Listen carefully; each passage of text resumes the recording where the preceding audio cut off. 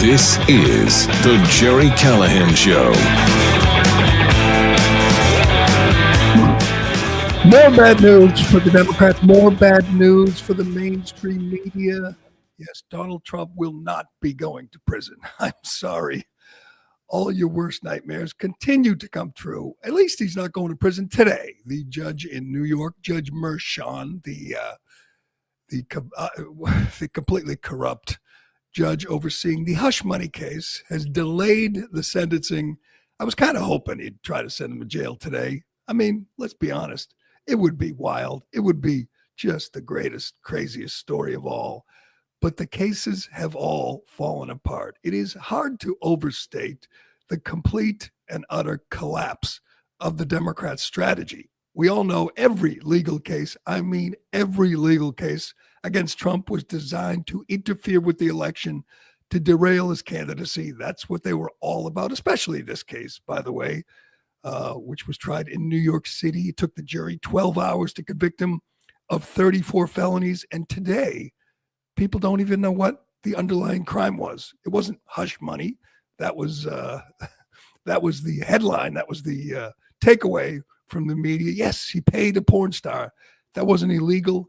That wasn't a felony. That was the statute of limitation had run out, and they came up with some alleged made-up felony, just a Frankenstein case that was tried before a bunch of Trump haters, and they convicted him, and they gave the Democrats the talking point for the next 6 months. Yes, he's a convicted felon, 34 felonies, and they tried their best. They ran with it. They repeated it.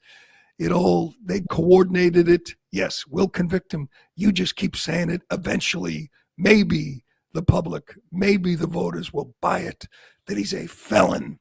And they didn't buy it. It failed miserably, just like every other tactic. I think when we look back in a year, 5 years, 10 years, 50 years, they're going to study this campaign, this election, and they're going to focus on what Trump did to win 312 and counting electoral votes. They're going to study the two candidates, and the conclusion they're going to come to is everything the Democrats did fell apart. Everything backfired. Everything was absolute foolishness, beginning with, obviously, the decision by Joe Biden to run again. I mean, there's some Democrats who are being honest about this, the Obama loyalists, and some in the media saying it was a mistake. He said he'd be a transitional president, a bridge to the next generation, but they forgot Joe Biden is a raving narcissist who thinks he's never going to die, who thinks he was capable of beating Trump again. He wanted to run again. He said he was running again. He was in. And then came the debate on June 27th, which was scheduled in June for this possibility that Biden would collapse. And collapse he did. So they forced him out. Obama and company forced him out and anointed the worst presidential candidate in American history. And now there's some reflection, and some Democrats are saying, maybe we shouldn't have spent $10 million on Beyonce and $5 million on Megan Thee Stallion. Maybe she should have done more alternative media. Maybe the best idea wasn't to hide her out and then to put her on with our allies at CNN or MSNBC. Yes, here is perhaps in a snapshot. Here's 10 seconds of why the Democrats lost, why Kamala, why her campaign was an utter disaster. This, what you're watching here on the screen, is Megan Thee Stallion doing a little dance, singing a song. This is where your money went. If you're a Democrat donor, if you're a Trump hater and you sent $50 to Act Blue or the DNC, you paid for this. You paid for Megan Thee Stallion to sing a song at a Kamala Harris rally. You paid for $1 million for Oprah Winfrey to host a town hall. You paid $10 million you paid $1.8 million for Eminem to speak for about a minute and introduce Barack Obama at a rally in Detroit. That's where your money went. She could have done Joe Rogan for free. Joe Rogan interviewed Donald Trump for 3 hours. It was a good interview. There was no great takeaways, no great bombshells. It has received more than 70 million views. JD Vance sat down with Joe Rogan for similar, about 3 hours. It's up to, I think, 17 million views. They could have done that for nothing. Kamala Harris could have flown. Tim Walz could have flown to Austin, Texas, and sat with Joe Rogan for a couple hours for free. They chose not to. And not only did it not did they take the chance to take the opportunity to spread their message, it sent an entirely different message that she was afraid. She was willing to do a popular podcast. She did Call Her Daddy, and they paid $100,000 to create a set for the Call Her Daddy podcast. That's the bold move from Kamala Harris. And the finger pointing, the blaming, the autopsies, the post-game analysis has been just delicious. I mean, I got to call a doctor. It's been 7 days, and I'm still aroused at this reaction, at the blaming, at the meltdown on the left. They're questioning their strategy, and they're saying, maybe we should do it different next time. Maybe we shouldn't hide. Maybe we shouldn't select our candidate. Maybe we should elect our candidate. Maybe we shouldn't anoint somebody just because of her immutable characteristics. Maybe DEI wasn't a winning strategy after all. And now, as we mentioned yesterday, they're talking about, oh, maybe we could convince Joe Biden to step down and make her the president, make her the first female president, for a month or so. That'll be historic, which was the whole idea. It was just laughed at hysterically, as it should be. But I want to talk about this idea that the world, that the media world has shifted, has changed. Obviously, there's a lot of wonderful developments from this election. We're seeing all the new cabinet positions. I'm still just excited as hell to see Tom Homan as our border czar. The guy is just perfect, just born for the job.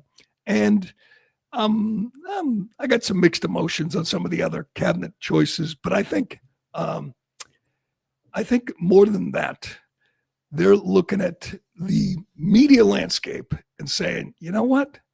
We misread this. We miscalculated this.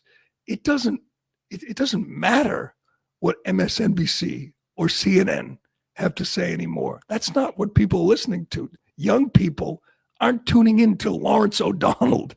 He's not winning the 18 to 24, even the 18 to 49 demographic. They're not watching.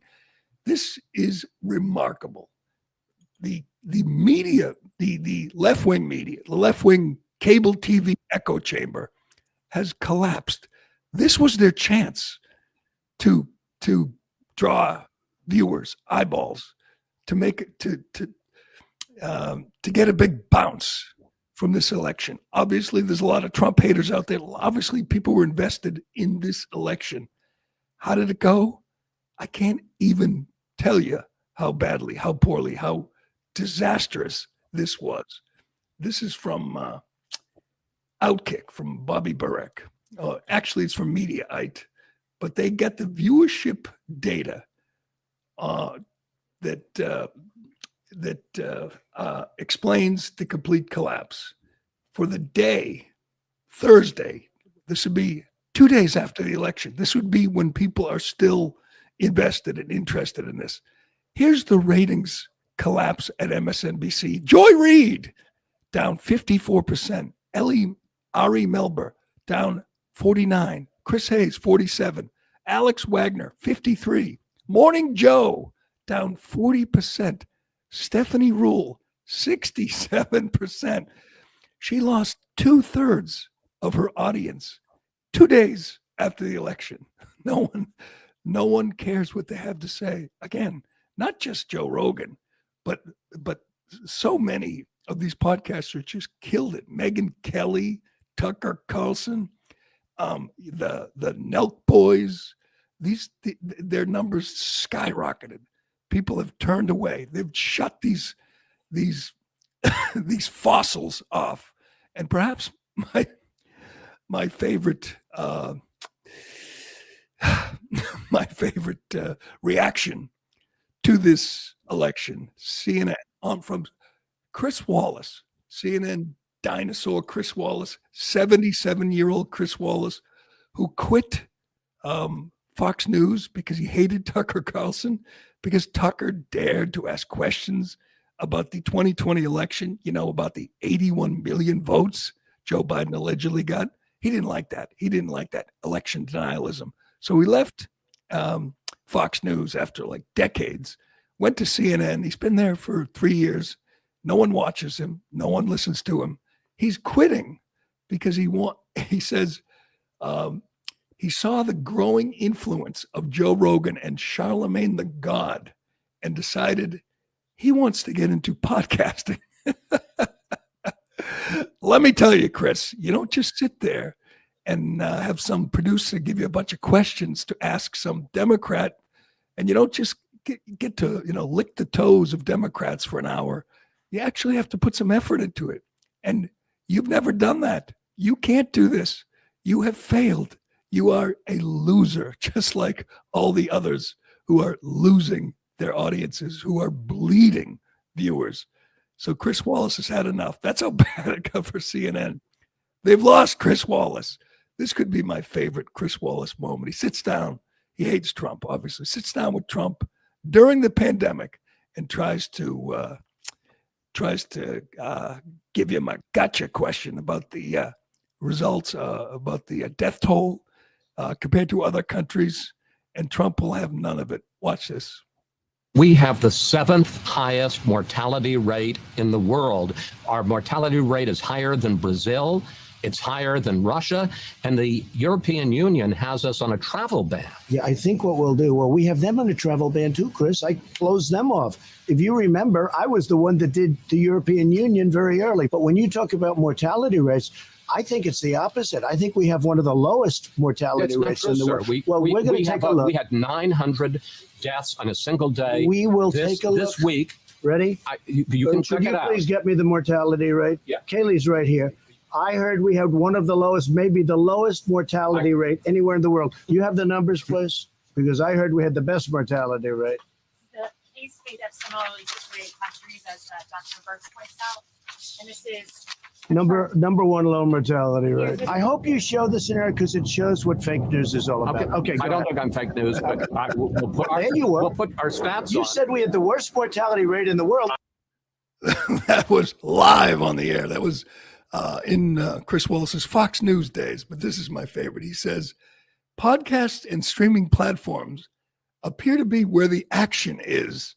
And he said, he pointed to Rogan and Charlemagne the God, their influence in the 2024 election, and said that he's going to try to do that.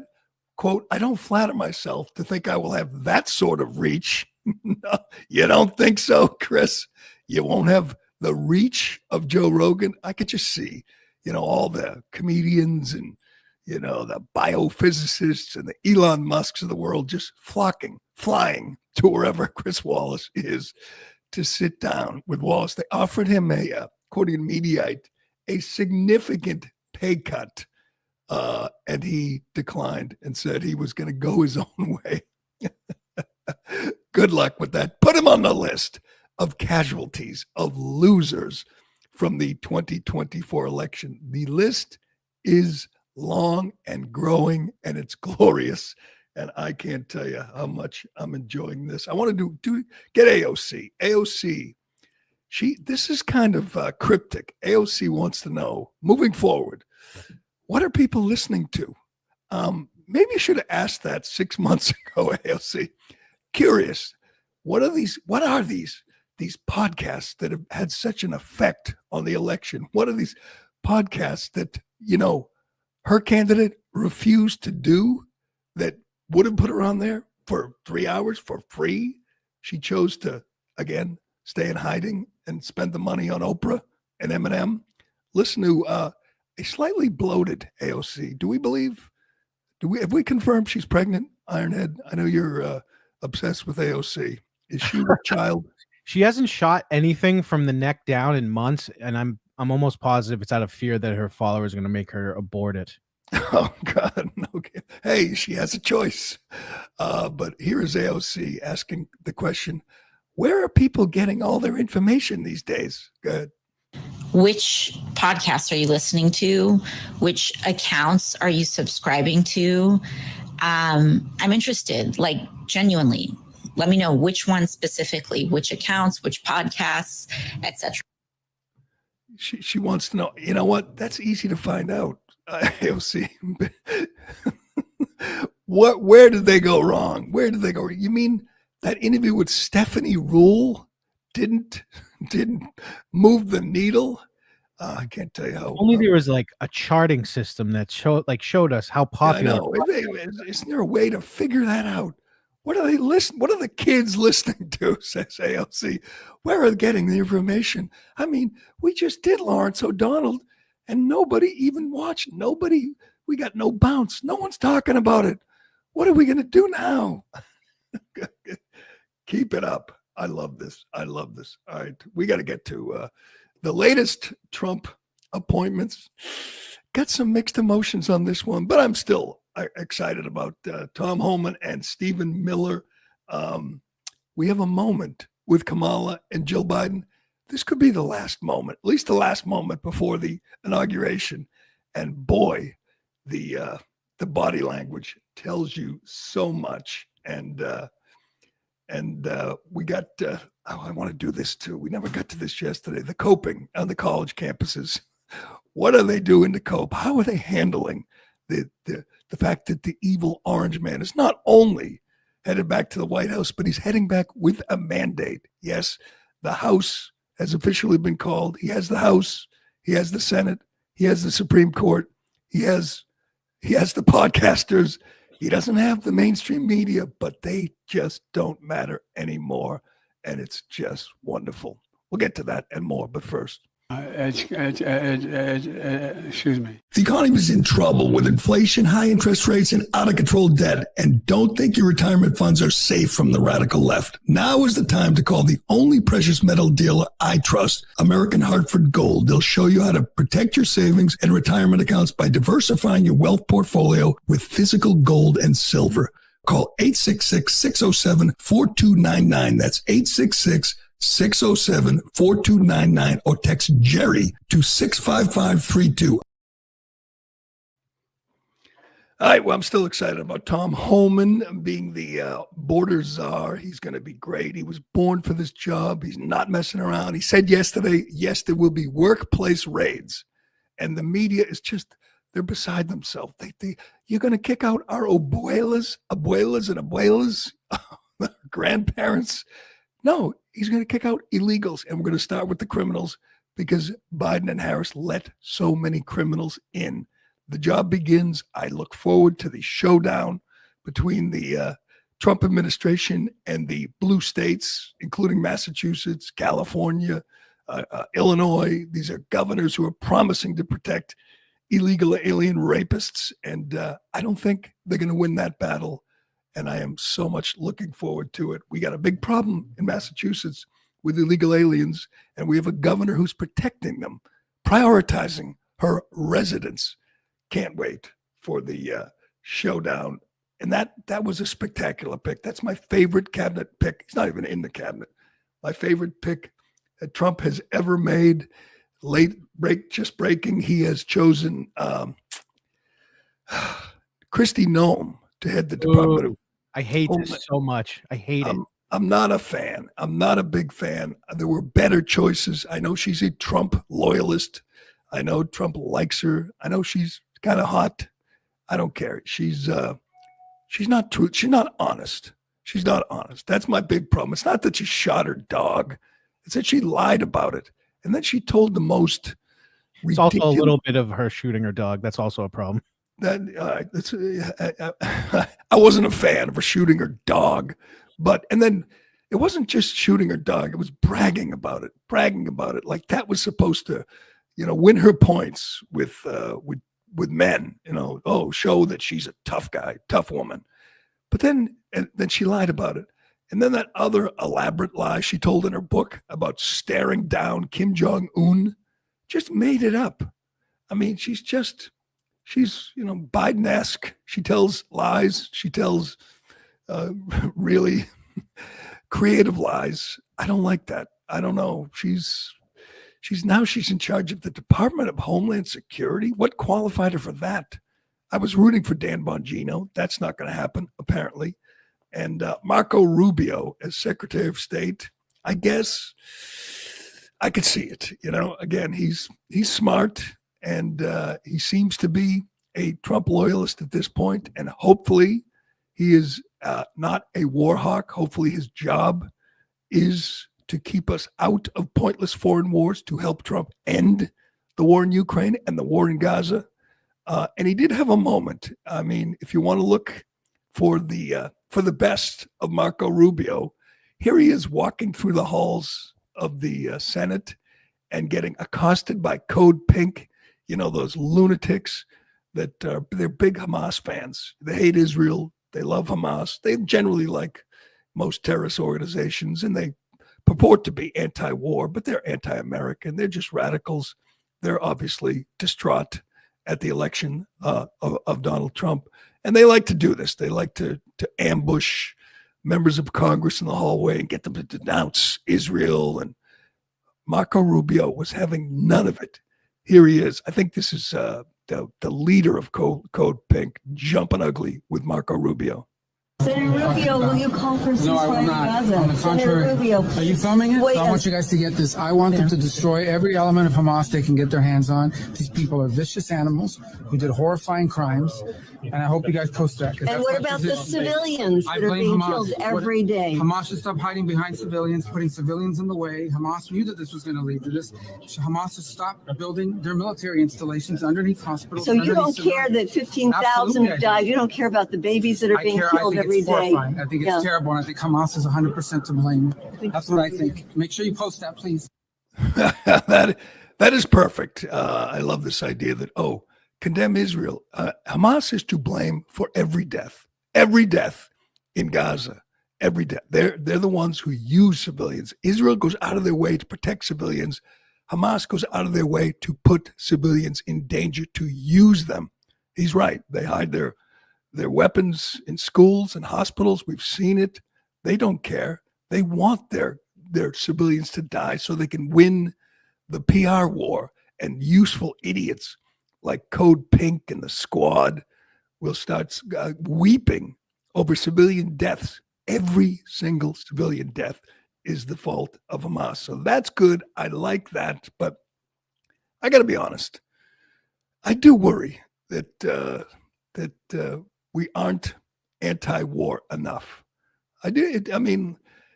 Yesterday was Veterans Day. Yesterday we saw a number of veterans, on TV, online. People sent out messages, Happy Veterans Day, and we saw, people like groups like Tunnels for Towers and Wounded Warriors, and who do great work. All I want to do in the next 4 years, hell, in the next 8, 10, 12 years, I want to make sure we don't do it again. I don't think we talk about this enough. I've confessed the biggest mistake I've made, the biggest regret I have was supporting war in Iraq. Obviously, we were lied to. We were lied to over and over again. We were lied to with criminals by criminals like Dick Cheney and Nicole Wallace. And we went into that war thinking, we were going to convert Iraq into a democracy. That never happened. Here's your latest story from Iraq. It is mind-boggling that this is the place. We lost 4,500 soldiers. 32,000 American soldiers, Marines, service members were injured. Some of them lost legs, arms, eyes. You see them. I mean, obviously, they're still alive. They're struggling. You see people like, Joey Jones on Fox News, lost both his legs. Just a great American, a great patriot. He seems to be thriving, but so many others aren't. You see people, like in Congress who suffered just horrifying injuries. And I can't help looking at them and thinking, why'd we do that? Because a couple of scumbags in the Bush administration and in the media lied to us. And then when we look back, the war in Iraq was 18, I believe it lasted 18 years. No, 17 years. Here's the latest from Iraq. Dateline, Baghdad. Iraq is poised to pass a new law that would lower the legal age of consent from 18 to 9, allowing men to marry young girls. The Shia conservative groups that dominate Iraq's parliament have proposed an amendment to the country's personal status law that could see a Taliban-style rollback of all women's rights. The change would allow young girls to be married off and put nearly all family decisions in the hands of religious authorities. This is a Raya Farik. She's fighting this. She says this is catastrophic for women. This legalizes child rape, lowering the consent age to 9. Do you heard anything about this? You heard anything? This is Iraq today. Disgusting. Iraq today. This is why we lost 4,500 young Americans, and this is why, Joey Jones had his legs blown off. We can't do this again. We can never do this again. It is not worth a single American life to go to this hellhole and think we're going to convert them to democracy. It just isn't going to happen. And we sure as hell shouldn't do it for the Donbass region, to save Zelensky, that corrupt little tyrant. Trump will, I believe, end the war in Ukraine. I believe that. I'm not sure if he's spoken to Putin yet. If he does, fine. He spoke to Zelensky, and he had Elon Musk on the call, which sent the media into outrage. How can he include a private citizen? Well, if that private citizen indeed helps you mediate a ceasefire and a settlement and end the war, great. Whatever it takes, end the war. Is he going to end the war in Gaza? Maybe for now, but there'll be another war. It's the Middle East. We shouldn't be involved. We shouldn't risk American lives. You want an update from Afghanistan, where we spent 20 years and lost another 2,500 Americans, including 13, because Joe Biden wanted a photo op. So he rushed us out of there. New Taliban laws prohibit women from speaking or showing their faces outside their homes. A new law in Afghanistan forbids women from speaking. That's where we spent 20 years. That war should have lasted 2 months. Should have gone there, wiped out all the terrorist camps, chased bin Laden out of the country, and got the hell out.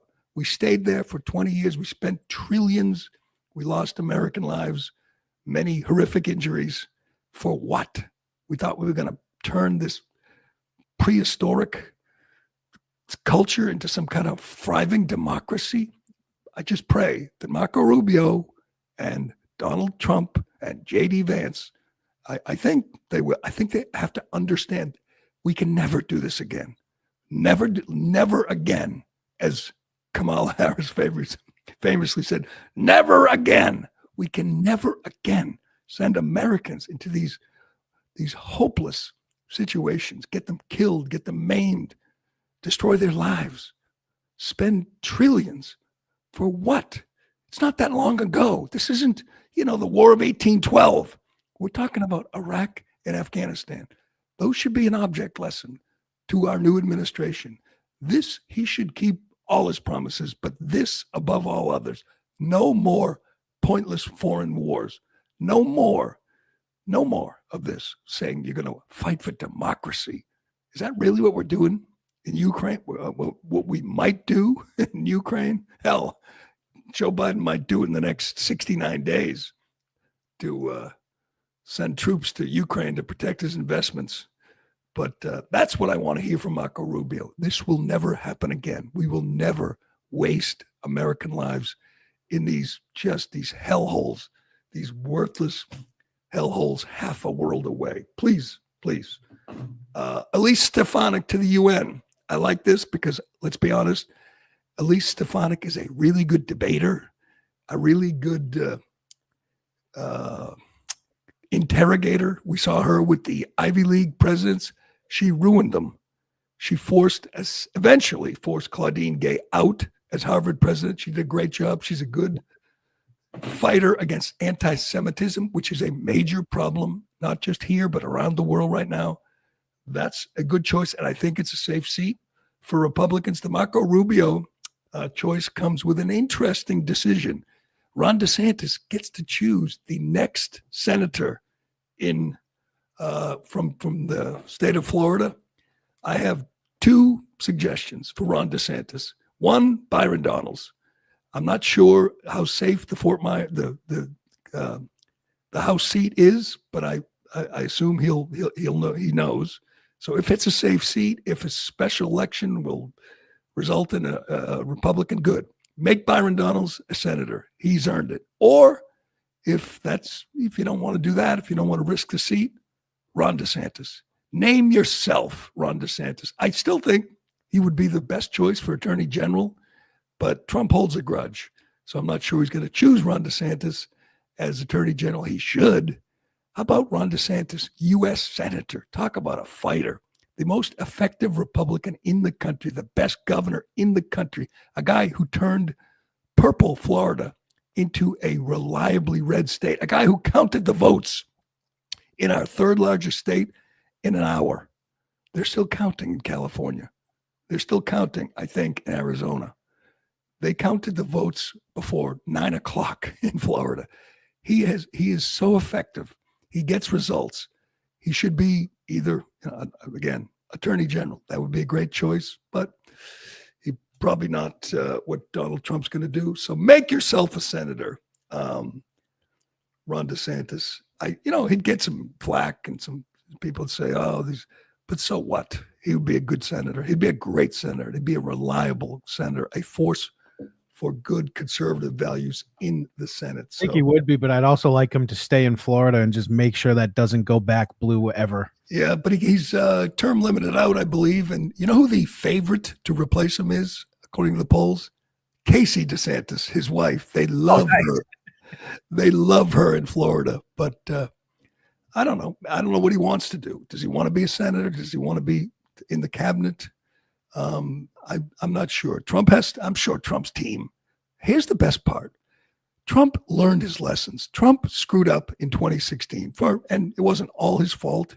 You had these snakes in the deep state trying to undermine him. You had Barack Obama and Joe Biden investigating him, pushing the Russia hoax, trying to handicap him before he even took office.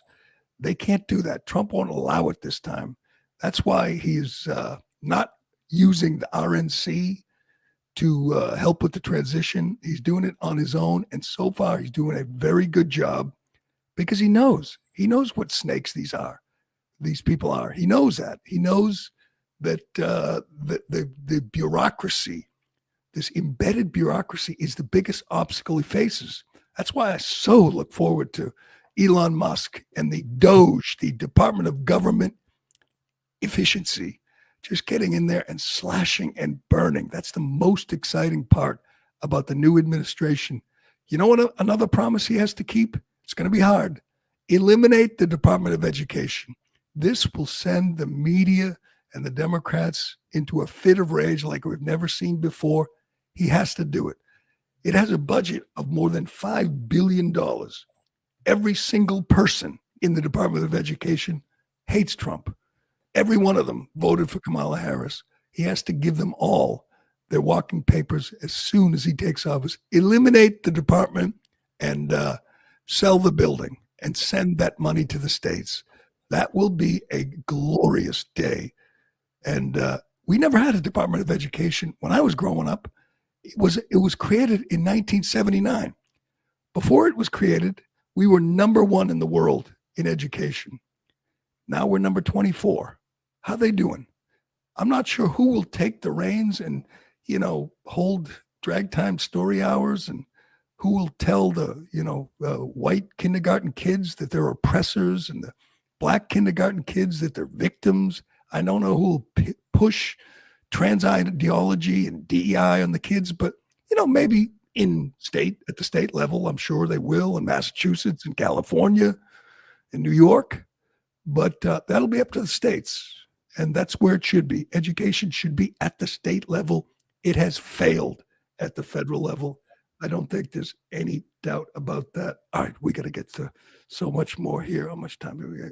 I want to get to this moment at Arlington Cemetery, which was just amazing. You can feel the tension. Kamala and Jill were together. And so was Dougie. Dougie was there too at Arlington. And boy, do these people hate each other. We'll get to that. And some of the great meltdowns. Yes, they continue. They're giving out coloring books on college campuses for kids who are having trouble coping. I love it. We'll get to that and more. But first. Excuse me. All right, small business owners, listen up. If you're tired of losing money to credit card processing fees, we've got something you need to hear. With 24/7 payments, you can eliminate up to 99% of those fees thanks to their fee elimination program. Here's how it works. You pass the processing fees on to customers who pay with credit cards, and in return, you can offer them a discount for paying with cash or debit. It's a simple, effective, and fully compliant way to save thousands every month. Right now, 24/7 Payments is switching over 250 businesses every month to this program, and they can have you set up in less than 24 hours. Call 855-504-0799 today or visit them on the web at 247payments.com. That's the numbers 247payments.com. Are your loved ones aging? Has walking become difficult for your parents, your grandparents? It's tough. I've been there. I know lots of you have been there too. Stairs can often be a challenge for them. It's also a significant risk of falling.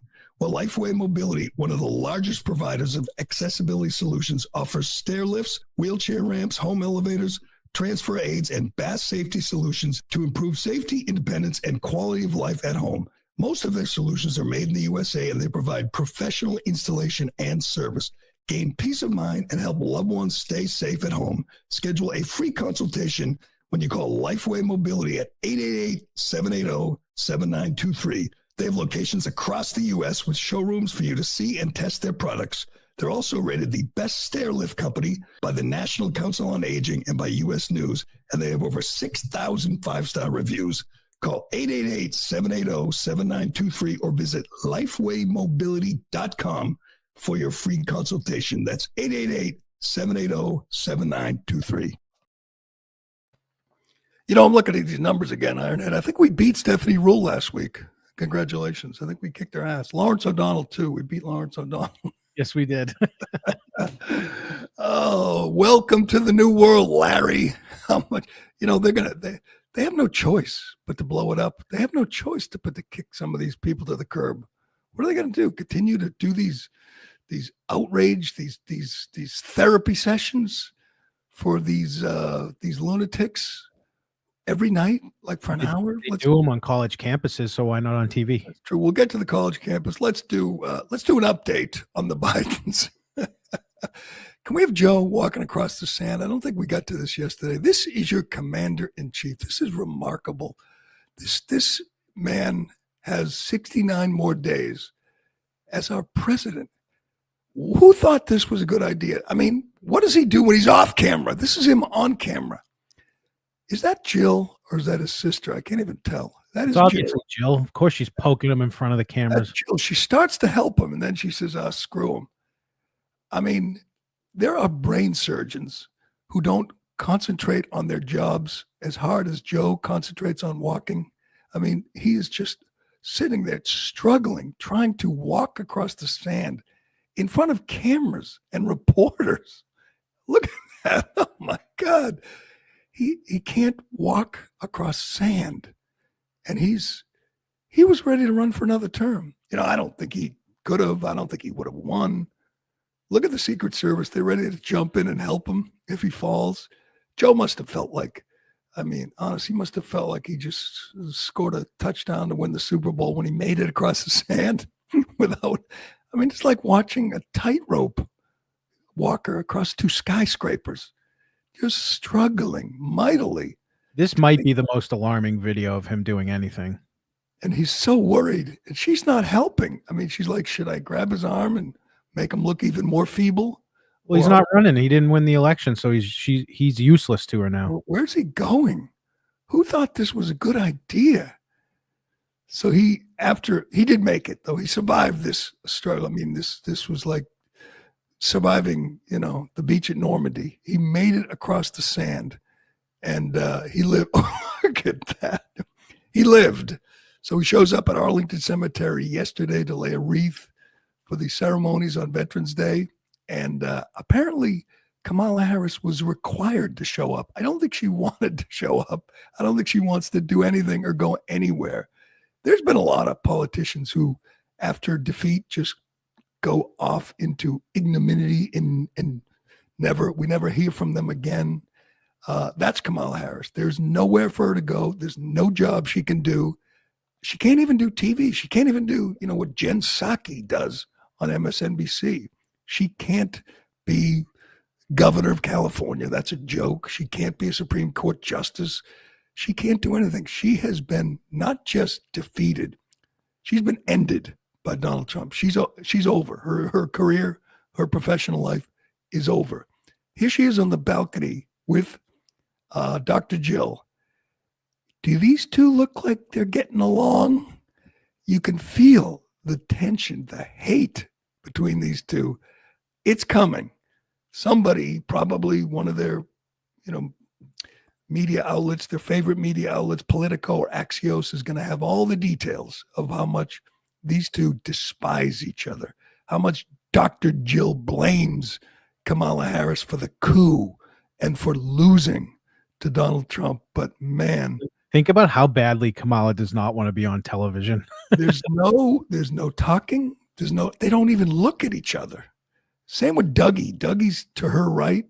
He looks so miserable and angry. That's their life now. We're going to find out, just like Hillary in 2016, who was essentially it was left on the ash heap of history after losing to Trump. We're going to find out that these people don't sleep, that she's drinking 3 bottles of wine a night, that she is, cries herself to sleep at night. Couldn't have happened to a nicer. Nancy Pelosi, is that who you're talking about? Yeah, Nancy Pelosi, who's blaming everybody but herself. She was part of the coup. Yeah, Bernie Sanders blames the parties for not reaching out to working people, and she says that's not true. We reached out to working, whatever. The finger pointing, the blame game has only just begun, and it's going to be awesome. All right, we got. Do I have time to do the view on Holman? Yes, we always getting not the blame. But a lot of people are saying was the beginning of the end was the View interview. The View with Kamala Harris. So she's a Democrat. She's a woman of color. She goes on The View. She knows they're just going to suck her toes. And they ask the obvious question, what would you do differently than Joe Biden? And she looks up into the distance and says, nothing comes to mind. That was the kind of the beginning of the end. You said, holy crap. Strahan had her after that, and he tried to get her to say something, and she still didn't. Which, true, that was even more remarkable because she knew that was a problem. She had to come up with an answer. Something. Afghanistan, the border, something you do differently than Joe Biden. And she never did. She never had an answer to the most obvious question, which was the greatest show of weakness, of being unprepared we've ever seen. She wasn't prepared for a softball interview with The View.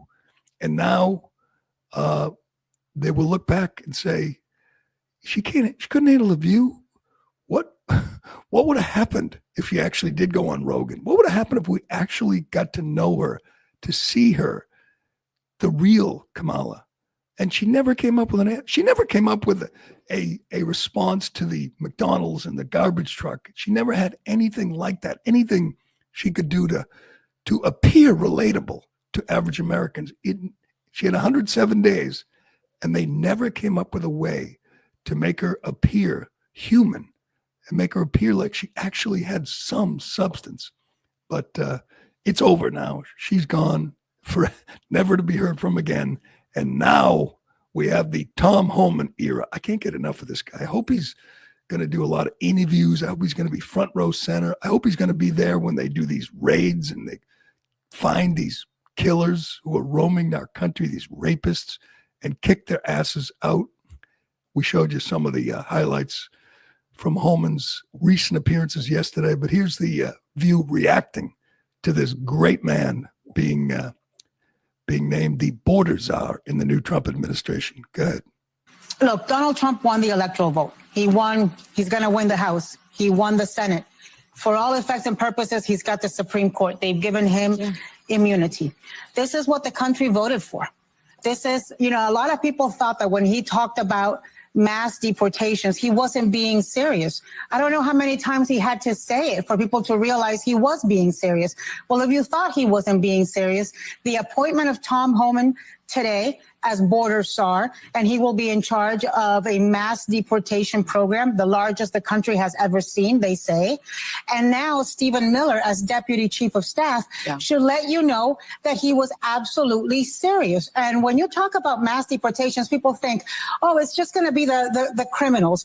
There's not enough criminals, aliens in the federal prison system for it to be mass deportations. What it means is grandmothers. What it means is brothers and aunts. Yep. What it means is abuelos y abuelas. It means dreamers. It means your family members. It means your colleagues. It means your friends. It means people who are part of the society.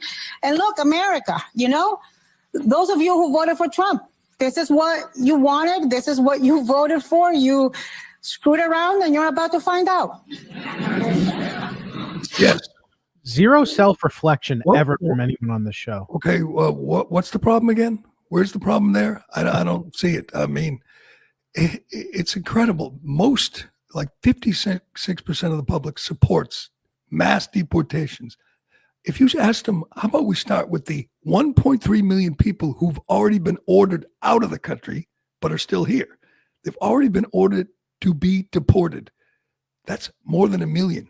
There are 425,000 convicted criminals in the country, 13,000 murderers, 16,000 rapists.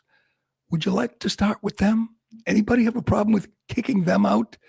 Not every single Democrat, 158 Democrats in the House, including all but one Massachusetts congressman, voted against deporting illegal aliens who have been convicted of sex crimes. They voted against deporting illegal aliens convicted of sex crimes. That's the Democrat Party. 158 Democrats don't want the rapists kicked out. If you put that to the public, that would be 85, 90%. They are on the losing side of this issue. They are on the wrong side of history. Tom Homan is not messing around. She's right. He has a big job, but he is the man, and he's going to do it, and it's going to be great, and the public will applaud it. They will cheer it. They will be thrilled to see convicted murderers rounded up and sent the hell out of our country and the border being secure. Again, this never would have happened if Democrats selected a good candidate. They didn't. They picked the worst candidate in history. They lost. And now the deportations begin, and most of America will be applauding. Not everybody. Here is the top 6 meltdowns. I know you've seen many, many meltdowns, but we you never get sick of watching them. That's true. I hope they continue with every appointment. That's why I'm not thrilled with Kristi Noem. Nobody's melting down over Kristi Noem. Stephen Miller, Tom Homan, that's causing meltdowns on the left. Kristi Noem, not so much, which is kind of disappointing. And I don't think I'm going to get Scott Jennings or Tucker Carlson as press secretary. I'm still hoping Scott Jennings is on the short list, but we will see. I want more of these. Here are your quickly, briefly, top 6 meltdowns from the left, and they continue. Yes, a week in, they're still going. Here you go. No! No! No! Why?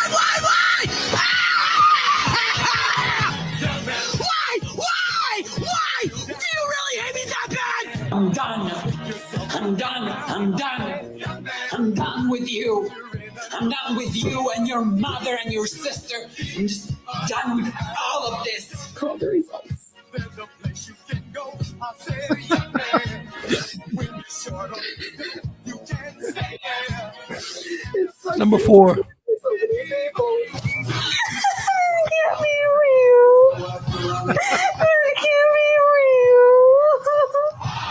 All I can say is how fucking dare you? How dare you put this man into office for another 4 years, knowing damn well what it means for our country?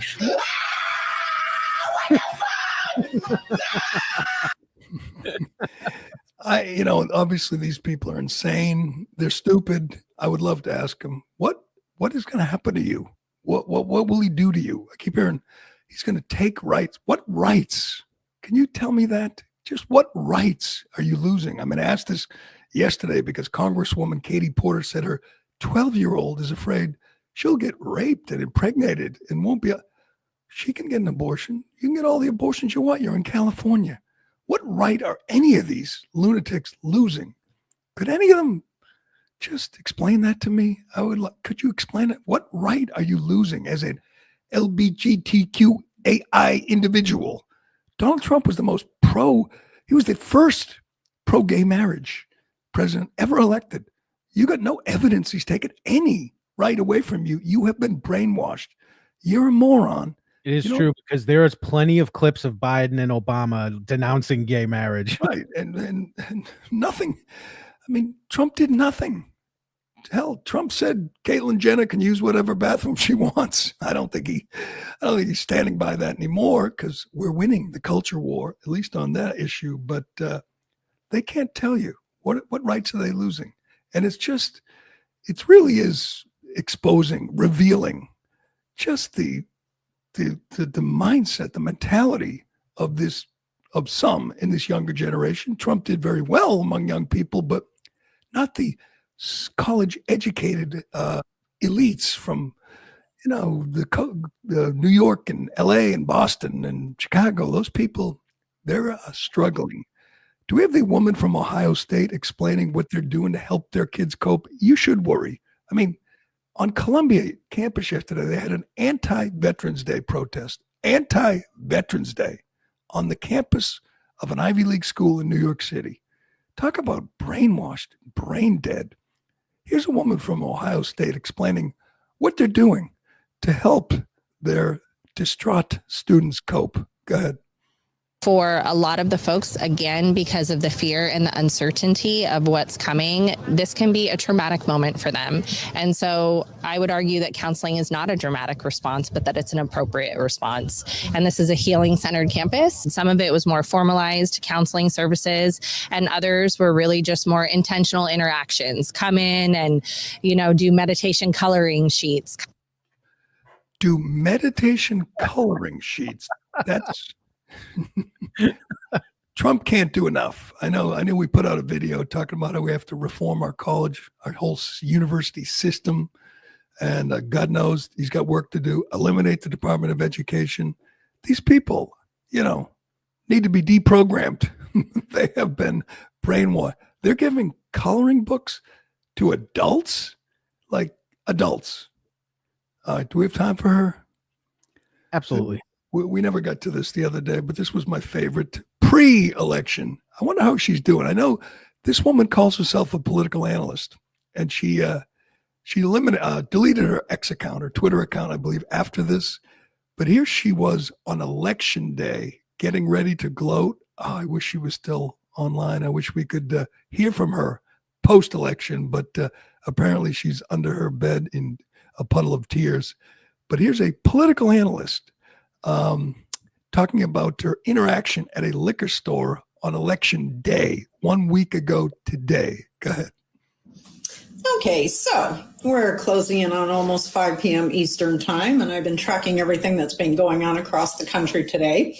And my most important encounter was when I went out to get my champagne. I was talking to the guy in the store, of course, asking him, did he vote? And he said he did early voting, and he asked me if I early voted. And he asked me, why I was getting the champagne. And I said, because I'm going to be toasting Madam President tonight. And he just looked at me with kind of like a smirk on his face. And I said, she's going to win this, right? And he says, oh, well, it's very, very close. And I said, no, it's not.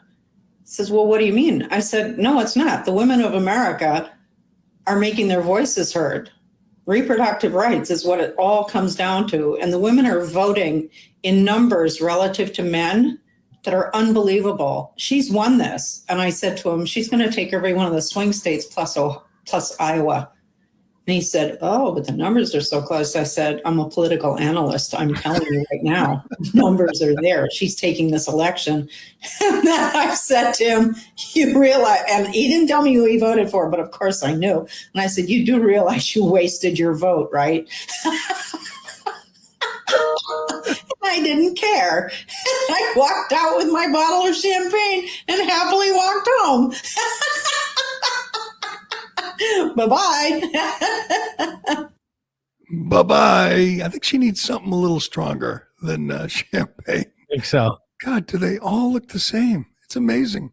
They all go to the same store for their glasses. They all go to the same place to get their hair done, or maybe not done. They all look the same. God, I would give anything to get an update on this woman, how she's doing today, how she's coping. Oh, she's a political analyst. Yes, I'm a political analyst, and she's winning. She got trounced, lady. She got absolutely trounced in every county in the country. The country is red, mostly from coast to coast. A lot of red there, lady. Bye-bye. Bye-bye. We'll keep, you know what? I'm going to keep enjoying these videos, these meltdowns until they stop, and they're not going to stop. January 20th is going to be glorious. These people are just going to get more and more unhinged, and we are here for it. It is going to be great, but that will do it for today. We'll see what else Trump has. We'll see whose attorney general is going to be, Secretary of Defense, and my favorite press secretary, because we'll be watching whoever it is battle with the jackals in the failing mainstream media every day for the next 4 years. It's going to be fun. Thanks for listening. Thanks for watching. I'm Gerry Callahan. This is the Callahan, and we will